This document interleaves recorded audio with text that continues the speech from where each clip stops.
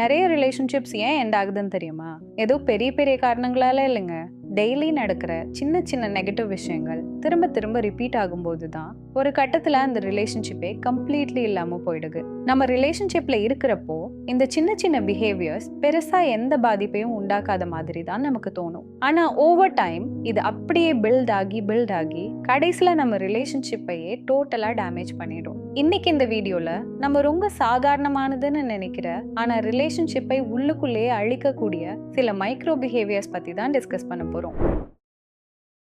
முதலாவது விஷயம், நம்ம பார்ட்னர் பேசுறத நம்ம ஒழுங்கா லிசன் பண்ணாதது. ரிலேஷன்ஷிப்போட ஆரம்பத்துல அவங்க என்ன பேசினாலும் பயங்கரமா அட்டென்ஷன் கொடுப்போம். அவங்களுக்கு ஏத்த மாதிரி ரெஸ்பான்ஸ் பண்ணுவோம், புரிஞ்சுப்போம், எல்லாத்தையும் ஞாபகம் வச்சிருப்போம். ஆனா போக போக அவங்க பேசுறது ஒரு பழகி போன ஹேபிட் மாதிரி ஆயிடுறதால நம்ம பெருசா கண்டுக்க மாட்டோம். நம்ம பேசுறத அவங்க மதிக்கவே மாட்டேங்கிறாங்கன்னு அவங்களுக்கு ஃபீல் வர மாதிரி நடந்துப்போம். உண்மையில் லிஸ்னிங் அப்படின்னா என்ன?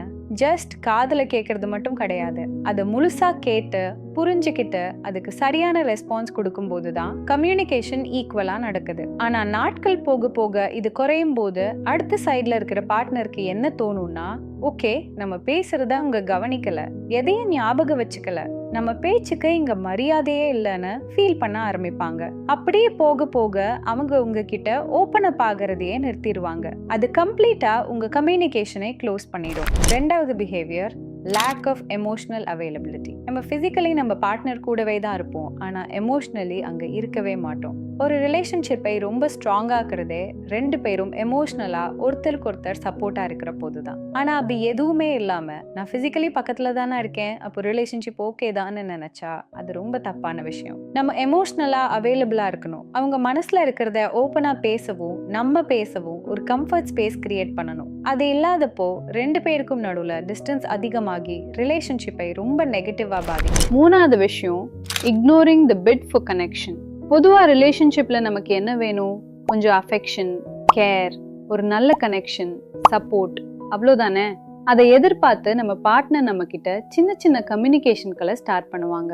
உதாரணத்துக்கு, அவங்க வேலை முடிஞ்சு வீட்டுக்கு வரும்போது இன்னைக்கு டே எப்படி போச்சு, ஒர்க்ல என்ன ஆச்சுன்னு கேட்பாங்க. இது எதுக்குன்னா நம்ம கிட்ட ஒரு கனெக்ஷன் பில்ட் பண்ணவும் கான்வர்சேஷனை கொண்டு போகவும் தான். இன்னொரு எக்ஸாம்பிள், இன்னைக்கு வெளியே போலாமான்னு கேட்பாங்க.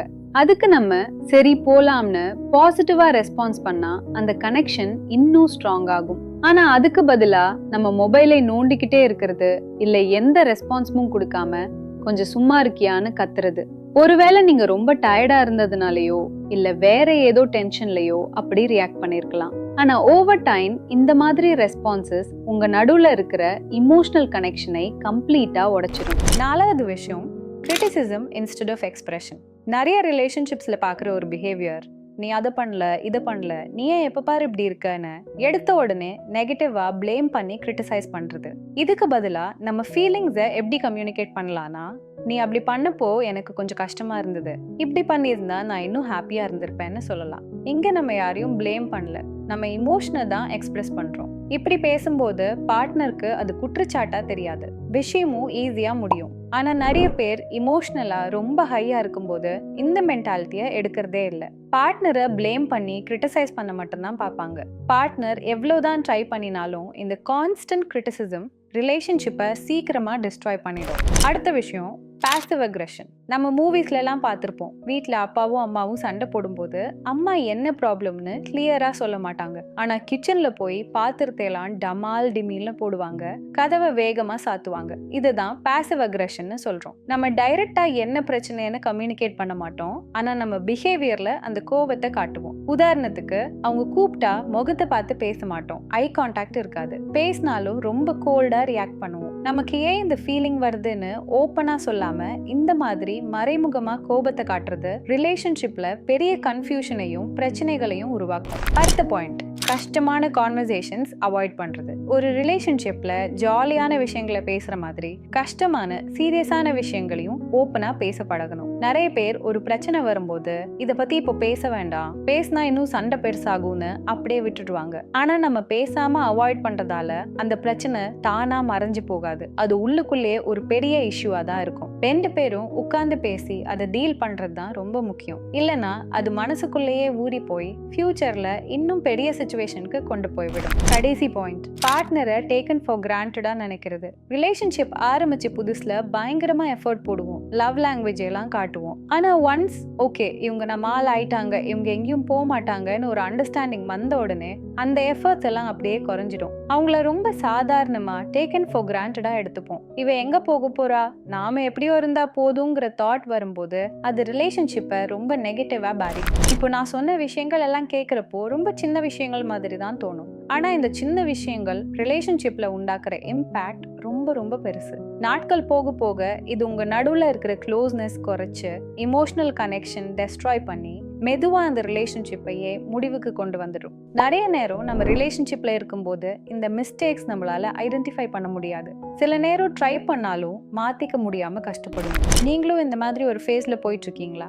அப்போ கண்டிப்பா கப்பிள் தெரப்பிங்கிற ஆப்ஷனை எக்ஸ்ப்ளோர் பண்ணுங்க. நம்ம பண்ற இந்த சின்ன சின்ன நெகட்டிவ் பிஹேவியர்ஸை சேலஞ்ச் பண்ணி இன்னும் ஹெல்தி பேட்டர்ன்ஸை ரிலேஷன்ஷிப்ல கொண்டு வர கப்பிள் தெரப்பி ரொம்பவே ஹெல்ப் பண்ணும். ஒப்பம்ல நம்ம கிட்ட கப்பிள் தெரப்பிஸ்ட் அவைலபிளா இருக்காங்க. உங்களுக்கு செஷன்ஸ் புக் பண்ண இன்ட்ரெஸ்ட் இருந்தா லிங்க் டிஸ்கிரிப்ஷன் பாக்ஸ்ல இருக்கு. ஸோ உங்களுக்கு என்ன தோணுது? இப்போ நான் சொன்ன இந்த மைக்ரோ பிஹேவியர்ஸ்ல நீங்க உங்க ரிலேஷன்ஷிப்ல ஏதாவது பண்ணிட்டு இருக்கீங்களா? அப்படி இருந்தா கமெண்ட்ஸ்ல சொல்லுங்க. உங்களோட ரிலேஷன்ஷிப் எவ்வளோ ஹெல்த்தியா இருக்குன்னு தெரிஞ்சுக்க நம்ம டீம் ஆஃப் சைக்காலஜிஸ்ட் ஒரு சின்ன ரிலேஷன்ஷிப் அசஸ்மெண்ட் டெஸ்ட் ரெடி பண்ணியிருக்காங்க. அதோட லிங்க்கும் டிஸ்கிரிப்ஷன்ல இருக்கு, செக் பண்ணுங்க. இந்த மாதிரி இன்னும் நிறைய ரிலேஷன்ஷிப் மற்றும் மென்டல் ஹெல்த் வீடியோஸ்க்கு நம்ம பேஜை சப்ஸ்கிரைப் பண்ணுங்க.